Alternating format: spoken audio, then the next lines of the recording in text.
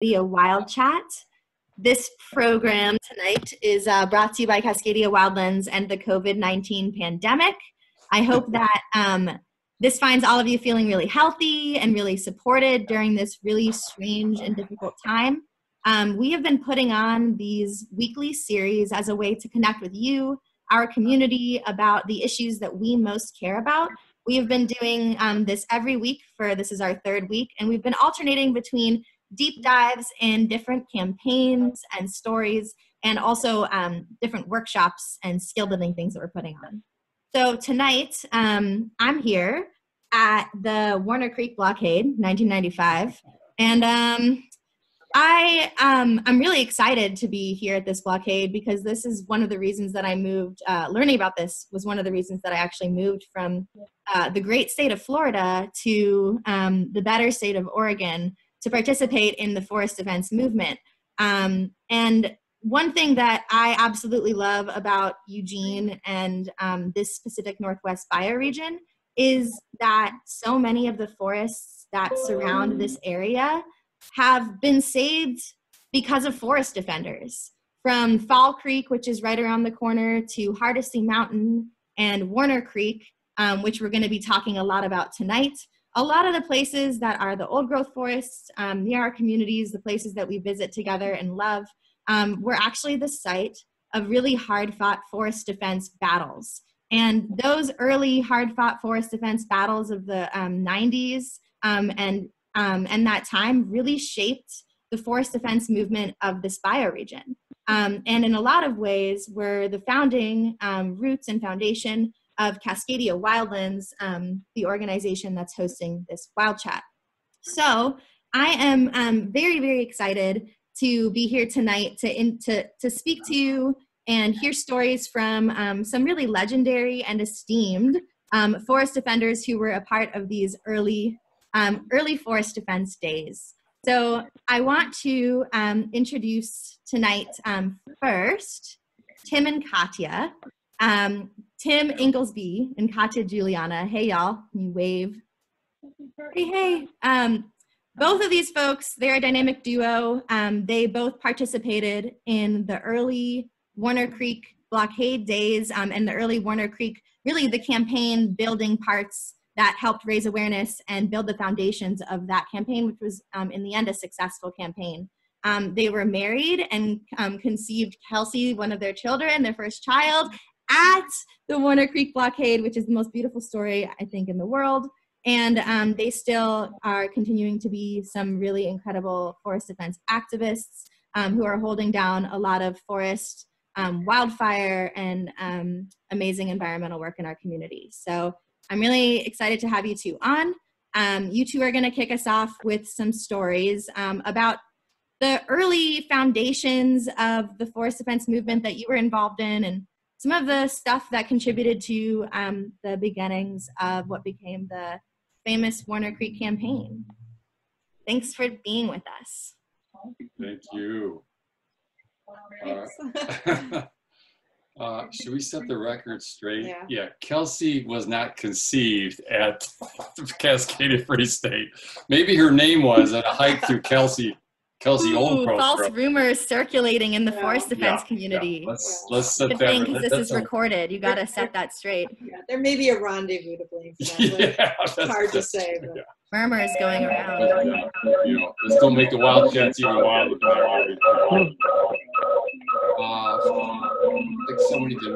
There's a little bit of background noise, so if everyone could go ahead and mute when you're not talking, then that would be awesome. Well, all right. So now that we've got the record straight for the recording and for the future, would you two tell us, I mean, you two were just, a lot of the reason why folks know you and really respect your early work is because you really laid the foundations of the Warner Creek campaign, and you were really a part of the early days of that. And so tell us about some of the lessons you learned, laughs you had from those moments. Well, I'd say is all the work that we did laying the foundation for that campaign, going to endless Forest Service meetings, reading, mountains of documents, walking literally in the footsteps of the crew, marking out the timber sales. All that stuff still goes on, must go on. And that's why I'm really a proud supporter of Cascadia Wildlands. You know, if and when that stuff fails, well, then, you know, direct action is often, you know, the next resort. But, you know, I mean, I'm fond of saying each Forest Service person reading the mail is one less Forest Service person marking a sale. So, you know, really do your civic duty. And so that was a lot of what we did. Went on for years of going to so many meetings, reading documents, interacting with the Forest Service team, putting this timber sale together. And, you know, that wasn't in the newspapers or on the, you know, the TV news. It was just kind of inglorious, anonymous work that Katya and I and our 2 field assistants were helping us out with. Our dogs, you know, just kind of 4 of us. And, you know, talking to so many different groups. Probably the key thing really was getting people out there into the forest. Yeah. We'll talk about our fire ecology field. Yeah, so Tim and I got involved kind of separately. I was volunteering with Oregon Wild. No, what was it called at the time? Oregon Natural Resources Council. ONRC. And Tim was interested because he was a former firefighter. And so we ended up taking the first public tour of the burn. There was still smoke coming out of stumps. It was just, you know, weeks after the fire had been put out. And we immediately got involved with all the public participation opportunities that we could do. And that following spring, so the fire was in October, in the following spring, we just immediately started doing hikes out into the burn. And we just got to witness this place as it recovered. Every year we would just go back, and for about, I don't know, 4 or 5 years, we did what we called the Fire Ecology Field Conference, which was getting local experts, activists, interested public people out. We had a big camp out on Salmon Creek Road, and then we go out every day into the burn and do hikes and tours. And we had over the course of from when the fire burned in the fall of 91, that following spring in 92, through the next 3-4 seasons, we were taking hundreds or thousands of people out on tours throughout the burn. And I think that really captured people's imagination to see a burned forest and to be able to go back year after year and see how it recovers naturally. And so I feel like that laying that groundwork of public support really sparked people's imagination, pardon the pun, and got people really invested in the future of the place. And I credit a lot of Warner Creek's success to building that community ahead of time, because when the call came to take action, we had business leaders, we had community leaders of all kinds, local politicians, all, you know, school teachers, news media, already so invested in the story and so invested in the outcome that it was really easy to get people up there and to get the attention we needed from the media to support the campaign. Yeah. I really love that, and I just want to interject and say that I think that is such a valuable lesson for those of us who are doing forest defense work. And one question I had, you just mentioned when the time came for people to do more. Can you talk a little bit about what actually happened when you mentioned the time coming for the people to defend that forest? Well, we had we had generated so much public interest. They had more public comments on this one timber sale than the Willamette had received on its entire 10-year forest plan. Had a lot of interest. And Katya and I in particular worked the phones to get many groups. All the universities in Oregon, the student governments, were sent comment letters. Many esteemed scientists at OSU in particular wrote comments. At one point, Katya a lot got groups or individuals from all 50 states to weigh in at a certain moment that they needed support. So But that all ended when Congress passed what was called the salvage logging rider, that basically suspended all laws protecting forests for a couple of years. So we had gone through every civil, legal, peaceful, administrative route of resistance, and then some. And you know, and I think did so very creatively. One thing, one of the comment things Katya made up a Mad Lib, and we had that published in the Eugene Weekly, so everyone can kind of cut out and fill in the blanks. You know, in a word, I think this timber sale is blank, and you should blankety blank your blank. Okay, so people did that by the hundreds, and how the Forest Service tallied those is individual comment letters. They weren't like a postcard sent many times. And some of the more creative ones got posted on the bulletin board at the Willamette Forest Supervisor headquarters. Okay, it was really, so, you know, it wasn't boring. We tried to tap into people's creativity and also their moral outrage that the Forest Service would, you know, salvage, log, and arson burn forests that had been set aside for the sake of the spotted owl. So the combination of that, creative ways of demonstrating our opposition, getting people out to the forest, people already had a certain kind of stakes and commitments. So even when they took away the laws, that didn't stop people. That didn't even slow them down. You know, it was at that point, you know, when environmental laws are outlawed, it takes environmental outlaws to uphold the law. And people did that. Well, and I think it's important to fill in a little bit of the history there. We had, as part of our involvement with the Forest Service in doing the analysis of what should happen up there, we got a chance to really talk to a lot of Forest Service researchers and scientists, and a lot of them were really appalled at the planning process that was unfolding.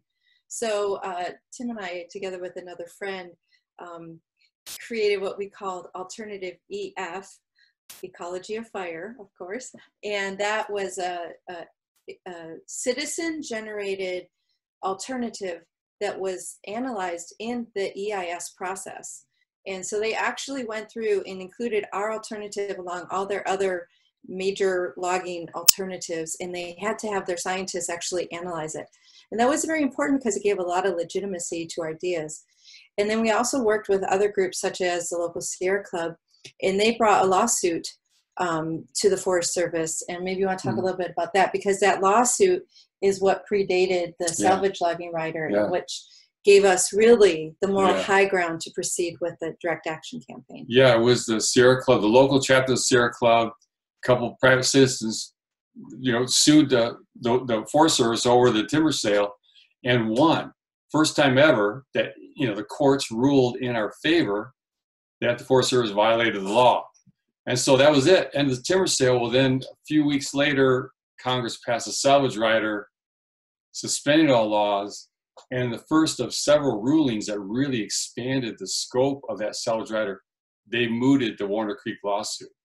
So they really stole victory right out from underneath us. And, you know, it was set up the foundation of the resistance that had been going on for 5 years. And working the system on the system's rules. Well, when they could win, they cheated and they broke the rules. And that gave, I think, our whole community the moral high ground. And the media just ate it up. For the first time, we were the good guys. And Katya and I started this whole thing, inventing our own group. We called ourselves Cascadia Earth First. This is recorded. I want a record note. We came up with Cascadia. Okay. Cascadia Earth First. The media sometimes got that wrong and put it Cascadia's Earth First, you know, because that's like it was the entire bioregion.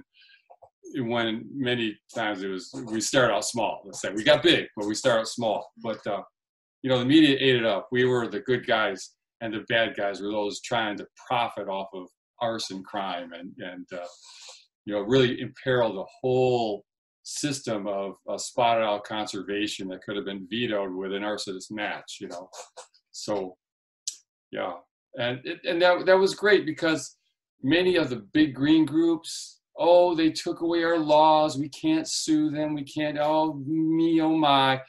they were just kind of neutered or whatever. And you know, it didn't stop us. We, you know, our community stepped forward, or I should say stepped upward to the top of the mountain and stayed put. Yeah, we pretty much went from the courthouse to 2408. Yeah. And I think that was important. People realized, you know, for years they were sort of we were explaining to them that, you know, this might at some point go to direct action, and people were really invested. People were very invested. Yeah. So there was a lot of other actions that were happening simultaneously, like Tim Ream's 75-day hunger strike, and that brought an incredible amount of interest, and a lot of people went right from the federal building there where he was fasting, back when you could sit on the federal stuff house like that, up to the mountain on tours. It was it was an excellent place for people to gather and learn about the issues. Thank you both. I'll say one last thing is we really kind of organized on a kind of alliance model. So it really let a lot of different people take initiatives, be creative. Even, you know, that the year long of the vigil up on the mountain was very creative, from Cascadia Free State, all that unfolded. There really weren't, you know, a formal organization with centralized leaders and a hierarchy and all that stuff. And it just really was a beautiful thing to see how much, you know, grassroots, a community of resistance, with all that creativity and all that commitment to this place.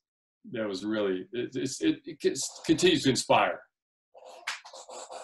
Yeah, and I would say it's the perfect example of a polyculture in a movement. There's all of these different kinds of diversity of tactics working together, and we have so much to learn from it. So before leaving the two of you and moving on to our next panelist, I'm wondering if you have any lessons that stand out to you from your work, your incredible work organizing around this and other forest defense campaigns, that you would impart onto others who are newly embarking in forest defense work. Ooh. I would say take a stand, take a public stand for what you believe in, and you will inspire other people to stand beside you. And I think that's what we really did. And we were very public in our activities, and we were really clear in our intention. And I think that a lot of people joined, not because of us, but I think they were inspired because the messaging was really clear. And, you know, we tried really hard to not make it about us. And that was very evident as the movement grew. But we stayed very focused and very clear on our messaging and on our intentions. And I think that mattered. Yeah, and perseverance matters too. Yeah. There's so many setbacks. And we thought it's hopeless, it's all over. I mean, you know, we were taking on the flagship forest of the entire system, and taking on, you know, Oregon's #1 economic driver, and particularly its major political force.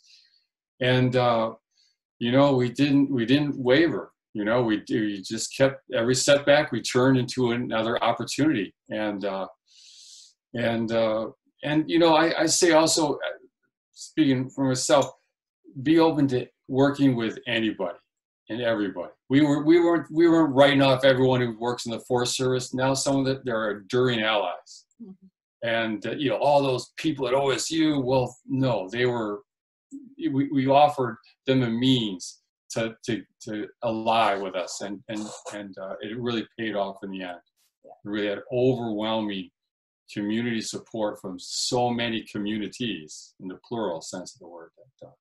So be open to working with people, and you know, where your interests and your values intersect. You'd be surprised. Thank you both so much for all of the work that you've done to defend the places that we love. I went and visited Warner Creek, that forest, for the first time just a couple years ago with Tim as a guide, and I'm just very grateful that that place is still standing. Also wanted to plug Tim Lewis, the director's film Pickaxe, which these two pictures here are snagged from. The one on the left is from the hunger strike that the third Tim Ream, was holding on the courthouse blocks. And the one on the right is, of course, this dynamic duo here. So yes, thank you again both for all your work.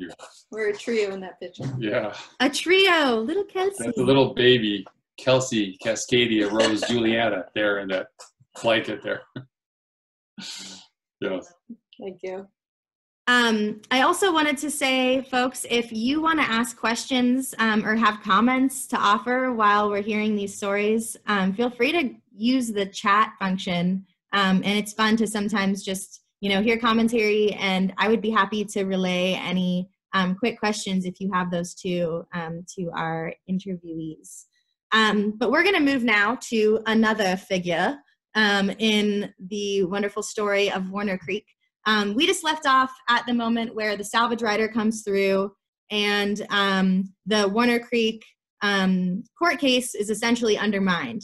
And once again, this forest, this recently burned forest, is on the chopping block. So Tim and Katya just kind of laid out the landscape of the different approaches and tactics that were used by the polyculture of organizations that really loved this place. And so I want to pass this moment to an awesome character who is a part of the next phase of tactics used to defend this forest. So Mick Garvin, are you there, Mick? Mick.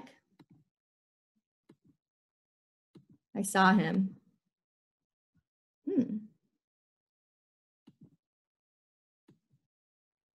Oh, here he is. He just needs to unmute. Hey, Mick. You need to unmute me. I did. Gotcha. So Mick is here. Mick is the co-founder, actually, of Cascadia Wildlands, which is super awesome. He's also currently, are you at Deepwoods right now? I see a bunch of bottles in the background. Yep. He's the owner of Deepwoods Distillery.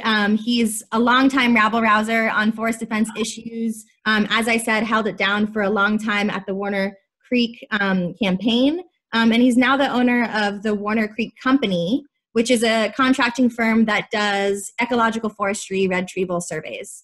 So Mick, could you pick off where Tim and Katya left off in the great story of Warner Creek? And feel free to add any important background and to kind of back up and offer that if you want to as well. All right. Forest worker, and it's been Jekyll and Hyde up here in the Willamette for the last 25 years. But anyway, backing up another 4 or 5 years before that, I first made the acquaintance of Katya, and probably Tim, but my memory is what it is, down in Southern Oregon. And shortly following that, wound up meeting a whole bunch of other rabble-rousers off in a campaign called Cove Mallard, which has been off and on since the 80s. But I met a whole lot of folks out there. We had a wonderful time. We were giving the Forest Service fits. They were trying to clear a roadless area that was joining together these 3 big wildernesses in north central Idaho. And then we got to a certain point and we got an injunction on all of that silliness. And so there's a bunch of riffraff with little to really occupy them. And then Tim and Coucher was like, help, we need help. They're going to do it. And I said, okay. And all of a sudden, here's all my mates from Idaho with us up on the 2408 road, hiding in the forest line as the media is trying to find out where we're hidden, and scouting sites. And basically, after we had done a lot of pretty fun tactics involving blockades, tripods that you put somebody up into, and these sorts of things on the Noble Road and Jack Road in Idaho, we brought that here. The Forest Service, in order to try and discomfit the educational efforts of Tim and Katya and John and everybody that was involved with the run-up to the actual, and the pin is now pulled, moment of what was that, September of '95, they put a big 4-inch tube stock steel gate across 2408. And in walking it with some friends of mine, we realized that this was probably the best place for us to just say, yeah, that's a good blockade. Steep on one side, steep on the other side, and kind of narrow, so difficult to get around. And one of our friends said, let's do this. And so we dug a humongous hole in the middle of the road. Statute of limitations over now? Anyway, we dug a big hole in the middle of the road and sunk a 55-gallon drum into it and spiked that into the road with rebar, and then filled it with concrete. And the last third of the fill, we had a 4-inch PVC pipe running down into it with a bar across the bottom that you could reach into it and snap, for lack of a better word, a set of handcuffs to that bar and not be able to be removed easily from the road. And the guy that said he was going to do that kind of at the last minute said, no, I just can't do that. And I said, okay. And so there we are. I am laying in the middle of the road, and things grew after that. I like the Monty Python skit where the French are making fun of the English Kniggets, and so we built a big wall with a drawbridge and a catwalk that we could make fun of people from. And big tarpies went up, and my estimation of how fast they would work on getting us out of there was totally wrong. I was What's a tarpie, Mick? What? What's a tarpie? Oh, it's like a teepee, except it's made by people, and it's only using gold and blue tarps. So it's not a teepee. But that was our shelter. We had two of these things. One was the kitchen, one was the sleeping area. And when the snow started coming down, I thought they were going to get us on. So I was more interested in, let's find a place that has got a nice north face and I'm not going to fry. And then it just went on and on and on. And we kept having all these people come up as the outreach was going across the country. We had folks come in from other countries as well.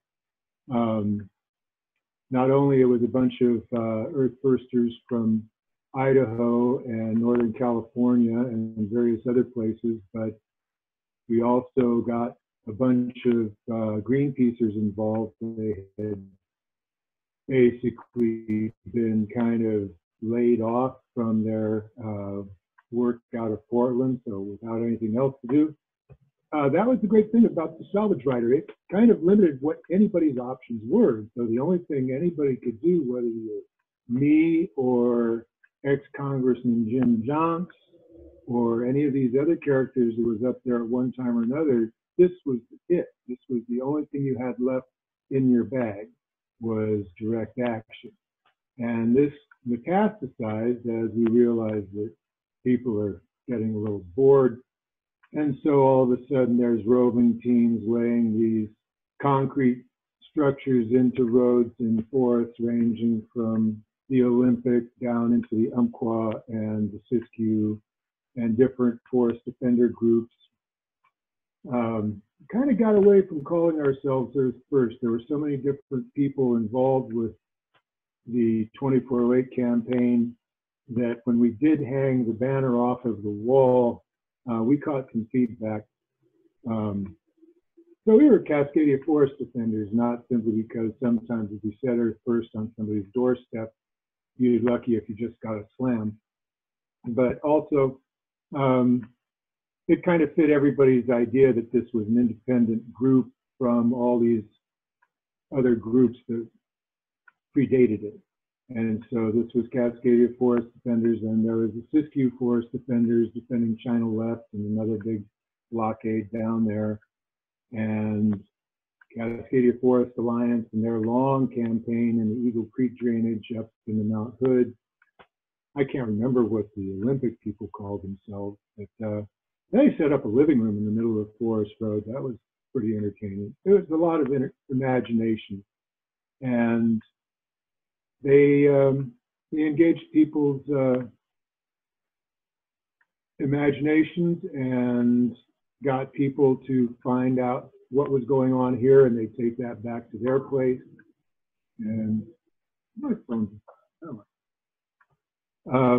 Vic, can I ask you, what would you say? So, what would you say was the public's reaction to these various direct action tactics that you were employing, from tarpies to lockdown pipes? What was the general public feeling about all of you doing this in the woods?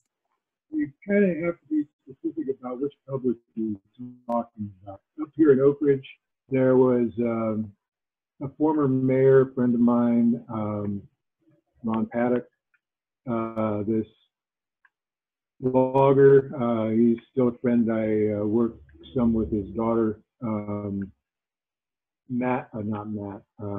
Altimus, who you can see in Sometimes a Great Notion. He was playing a logger in that.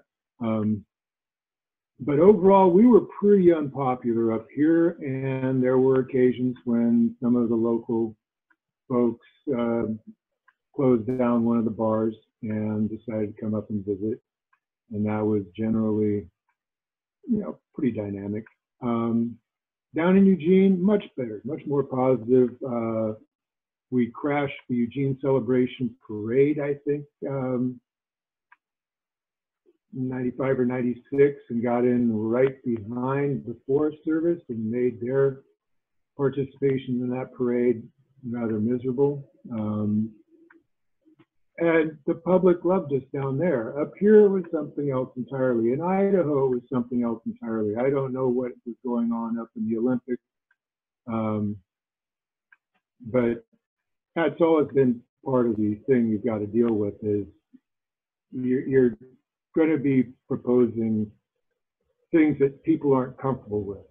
Half of the group is probably going to wear masks, which wasn't nearly the fashion statement it is today. People were, why are you wearing a mask? Well, they've got a folder on the front seat of the Federale vehicle, and it's got everybody's pictures and information.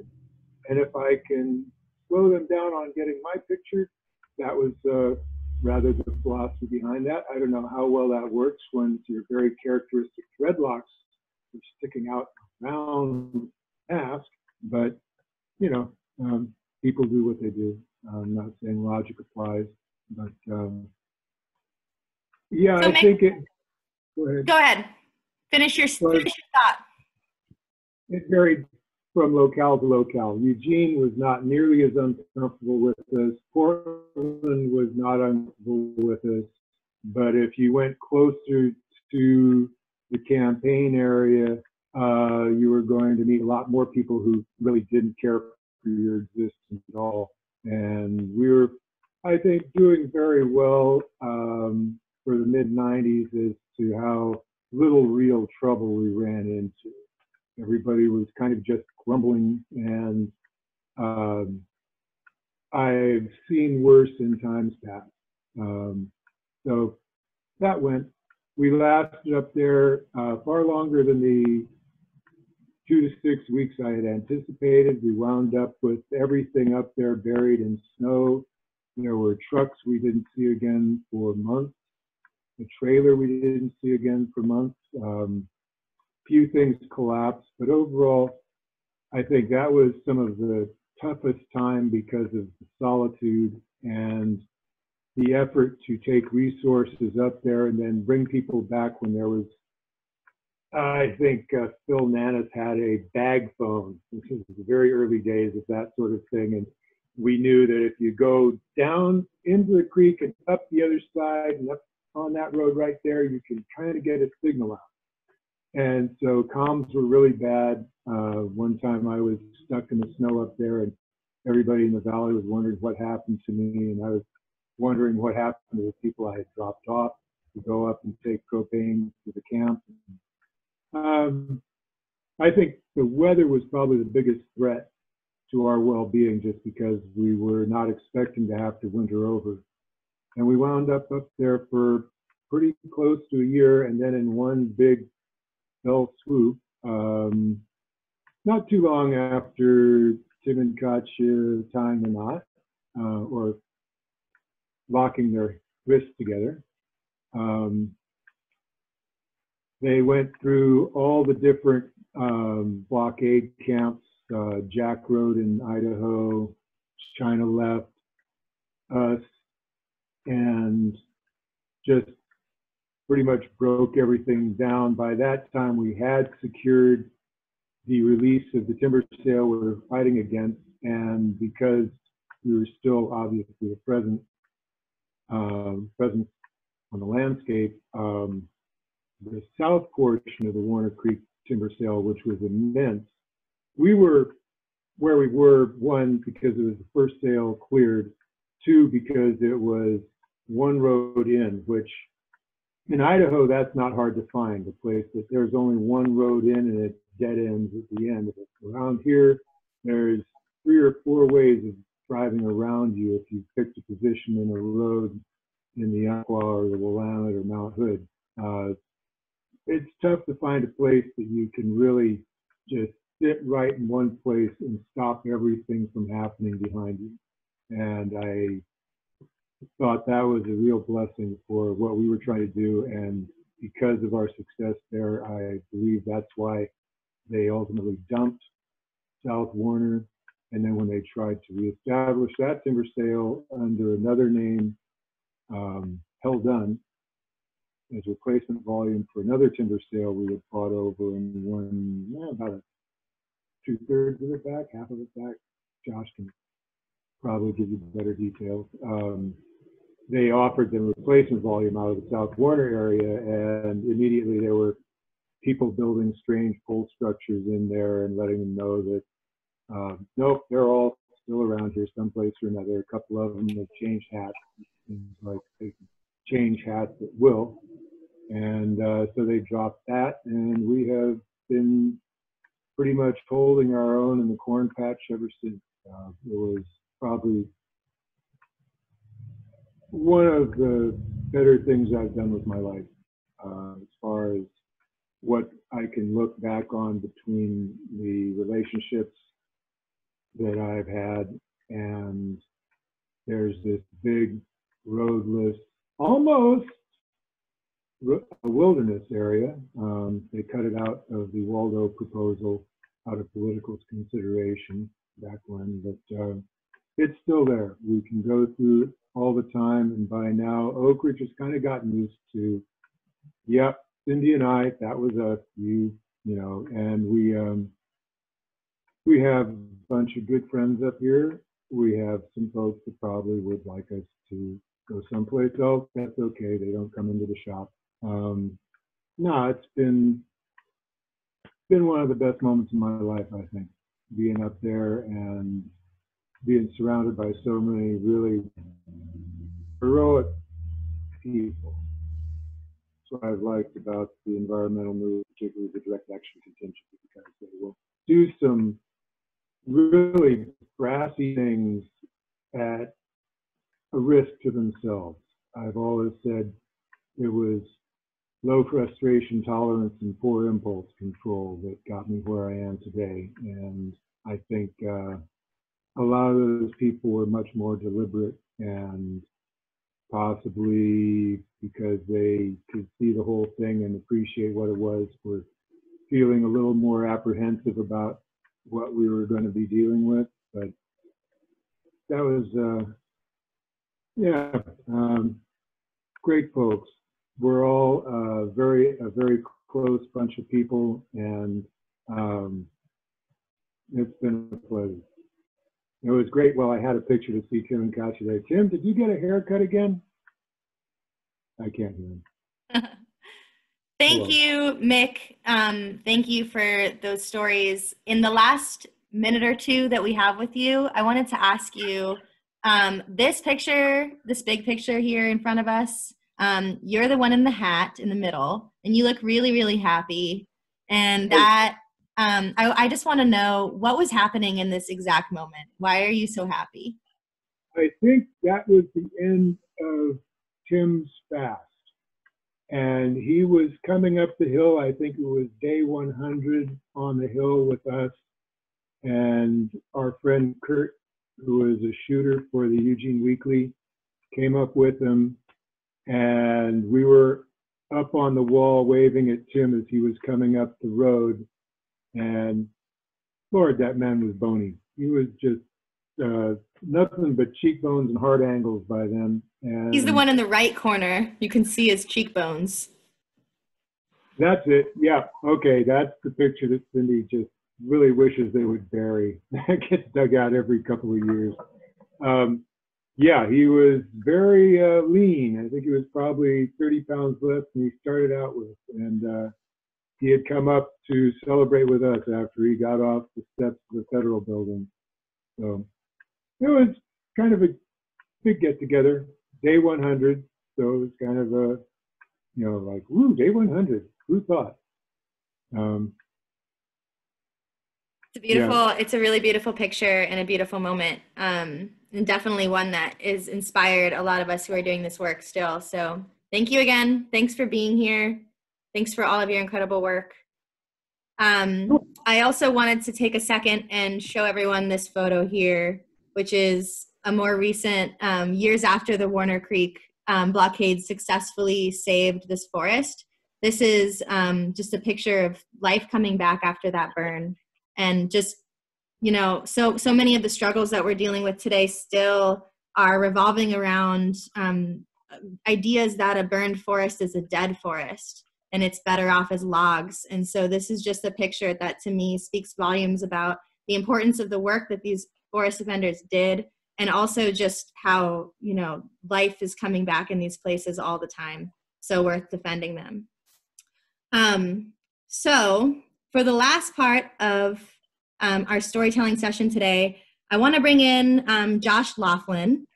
And Josh is the perfect third piece of the story because he's the current executive director of Cascadia Wildlands, but Josh was also around as a rabble-rouser in the early days of the forest defense stuff that we're talking about.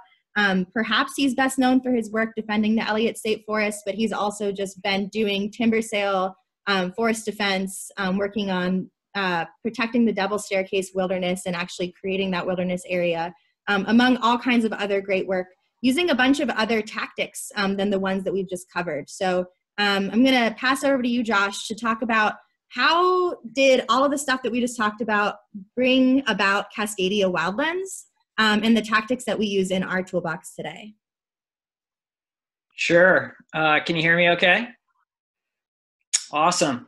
Well, glad folks could pop on and check out some of the history, early days at, I guess, pre-Cascadia Wildlands, and some of our roots that ultimately, yeah, were part of some of these foundational sort of stories that helped compel the formation of Cascadia Wildlands.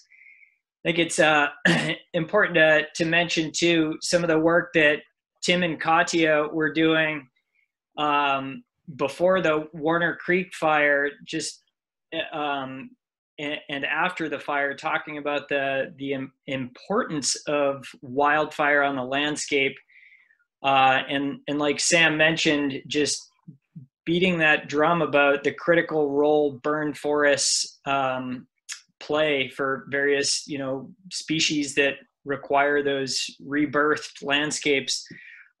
They've done so much to change perception across not just the country, but the world around disturbance on the landscape and the critical importance of it. So we're always indebted to them for that work that they continue to do today. And so in terms of the formation of the organization, well, it, you know, as you heard, that the mid to late 90s were an incredibly fertile time in the region in terms of forest defense. There were direct action blockades springing up left and right, as you heard about in Idaho and Southern Oregon, and just west of town, east of town here, and also in urban centers. You may have heard about the June 1st incident in Eugene, where forest defenders, some of whom are on the call today, were part of defending forests in town here in Eugene that were slated to be logged. And all these stories kind of put together in that time period, the mid to late 90s, really were the formative days of what later became Cascadia Wildlands. And shortly thereafter, the successful Warner Creek blockade and campaign to protect that post-fire environment, people went back into town kind of scratching their heads and looking for things to do, and realized there was a lot of skill sets that were unemployed at that point, and recognized there's a lot of success to be had with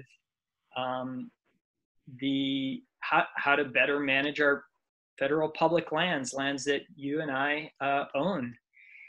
And lots of creative strategies came out of that. There were still plenty of threatened places, but one thing that was really taken to heart was the fact that there was a lot of community buy-in and support for protecting these threatened old growth forests in the area. And one of the take-homes from folks, the take-home that folks had up there was, wow, we have the ability to influence the management outcomes and be heard. These are our public lands. We should have a role in their management.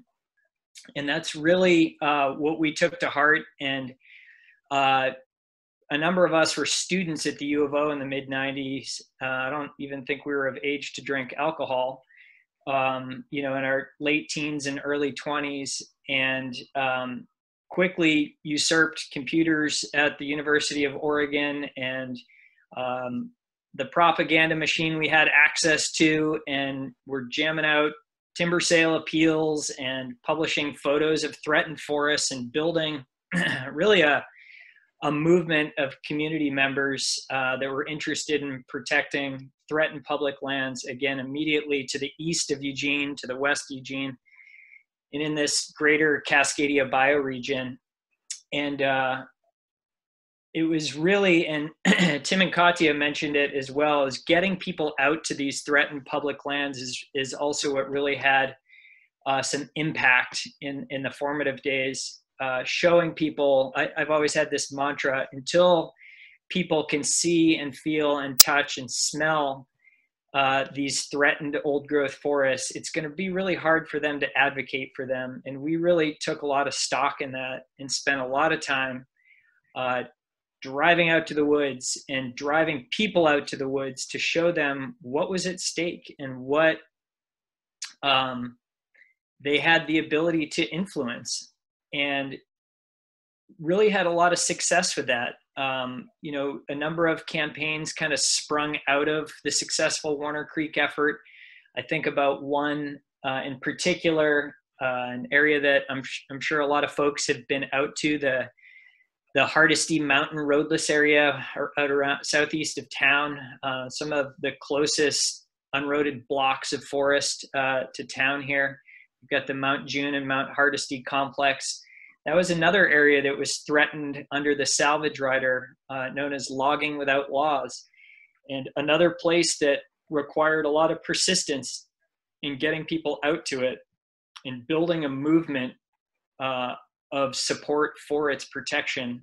And I'll certainly remember many, many field trips out there with the public to show them what's at stake and plug them into action campaigns to make a difference and get it taken off the chopping block. I remember vividly working as a student organizer at the university, circulating petitions around campus. And this is before online collectivism. This was good old fashioned paper and pen petitions and clipboards that would wander around campus getting people to sign, protect the Hardesty Mountain roadless area. And I'll certainly remember setting up a meeting. It was the first time I had ever done it with a national forest supervisor. It was the supervisor of the Umpqua National Forest at the time, named Don Otsby. And we, two, 20-somethings, set up a meeting, met him face to face, shook his hand and said, here's a 6-inch stack of petitions, a few thousand people saying, this is a bad idea. You shouldn't log the heart out of the Hardesty Mountain roadless area.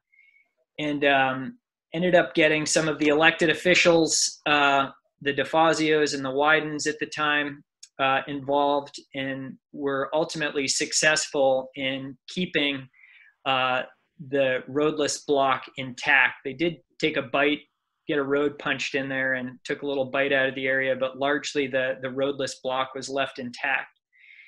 And the campaigns just grew and grew from there, and they all revolved around developing an appreciation for an area. You know, these iconic landscapes and drainages just to the east and west of town: Fall Creek, Winberry Creek, Bryce Creek, Lang Creek. And again, it was getting people out to these areas, building our case for why they needed to be protected for their outstanding water quality, or their salmon habitat, or spotted owl or red tree vole nesting sites. And oftentimes, a lot of these grassroots organizing efforts were coupled with other strategies and tactics that went on concurrently with these educational components. That's really where a number of different entities kind of started to identify, really. There you had, the Cascadia forest defenders that grew out of Warner Creek that were doing a lot of direct action in the forest, from tree sits to retrieval surveys. A group called NEST sprung out of that, the Northwest Ecosystem Survey Team, where there was a provision in the Northwest Forest Plan that allowed citizen surveys. And when red tree vole sites, it's an arboreal rodent that lives its entire life in the upper canopy, nibbling on fir needles and trying to avoid owls. That's kind of the role it had, but very much so an older forest obligate species that lives, doesn't spend much time on the ground, if any. And when those sites were protected, they were given protection. And we had a number of efforts where this public education and surveying and direct action, oftentimes you'd have the upper canopy tree sitters, bored out of their skull up there, and all of a sudden they become experts in red tree vole surveys, and taking survey little red tree vole poop bags into the Forest Service to, and this is pre-GPS, and, marking trees with flagging and dragging the Forest Service out there, who was always a little reticent to, follow directions from crusty tree sitters. But it was all kind of part of the evolution of the organization. And I guess it was somewhere around 1998 or 1999 that Cascadia, I guess at the time, was Cascadia Timber Monitoring Group. I think it was one of the early monikers. It was more of a education and timber sale appeal sort of organization. Got off the ground and, figured there was some life to it, and incorporated as a nonprofit through the federal IRS and the Secretary of State's office. And it's taken on a few different monikers since then. It evolved into Cascadia Wildlands Project, and later in 2009 made this recognition that it was a project no longer and it was here to stay. So we dumped the project and it became Cascadia Wildlands.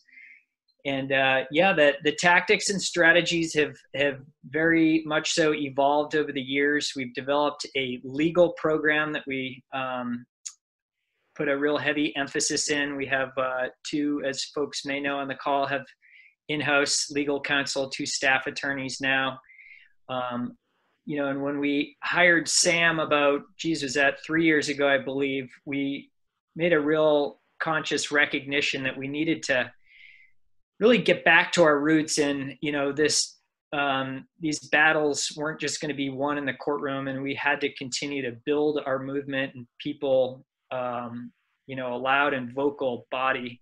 And we needed a grassroots organizer and more of a grassroots presence, like our early days. And that's really what compelled hiring Sam as our first ever grassroots organizer. And boy, we landed on a gem with Sam, as many of you have worked with her. And yeah, it's been I like to call it an experiment for 20 years. Just I guess it was a couple of years ago we celebrated our 20-year anniversary, and we set our goals, we employ our various strategies and tactics to achieve those goals. There's definitely a rhyme and a reason to all of it. And yeah, Sam mentioned a couple of current efforts that we're involved in now that many folks on the call have been involved in: recovering gray wolves across the Pacific West, halting the Jordan Cove liquefied natural gas export facility and Pacific Connector pipeline down in Southern Oregon. A big victory in the past year. Oftentimes our work will be defense, but we do go on offense regularly when opportunity knocks. We helped create Oregon's newest federally designated wilderness called the Devil's Staircase that Representative Peter DeFazio and Senators Merkley and Wyden helped us champion through in Washington, D.C. And our real bread and butter is continuing to monitor timber sales on our federal public lands. And Sam and Gabe in our office do a lot of that. And the Wildchat team that you may have heard about is very active in our monitoring and documentation program. And that information that's gleaned there is oftentimes brought into the legal fold and the policy fold. So we're really indebted to all the effort that the Wildcats do. Thank you, Josh. It is so good to hear about how Cascadia has learned from all of those pieces that we heard about in the first half of this call and has implemented those strategies for the work that we do today. I wanted to give just another last plug before we wrap up today. First, a major thank you to Josh, to Mick, to Katya, to Tim for not only for being here tonight, but for all of that incredible work. Truly, this is the reason why I moved out to the state, those stories. And so I'm just really, really tickled to be able to talk to you all and work with you all now. I also just wanted to, one more plug of what Josh kind of wrapped up there in the end is that this work is ongoing. I see a lot of your faces. A lot of you are deeply involved in it. A lot of folks on this call are part of the lead Wildcat team leaders who are really engaged. But I think that one thing to note is that there's, frontline fights like these happening all the time, and there's all kinds of ways to get involved.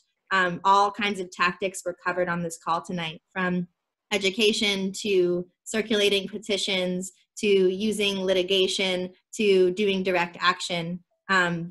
Still all of those tactics are being used around essentially every single campaign that we're working on. So what I want to say last is that there's room in this movement for everyone, that the work is ongoing, and that hopefully all of us can have a role in it. So thank you all so much for your time, for being here for this third Cascadia Wildchat. Next week, we're doing a workshop-style phone banking how-to with a little bit of information about the Thurston Hills timber sale, which we've been using phone banking as a tactic to raise awareness around during COVID. So tune in if you can. This will be a recording available, so I'll send it around to all of you. Thanks so much for your time. Have a good night, y'all. Bye.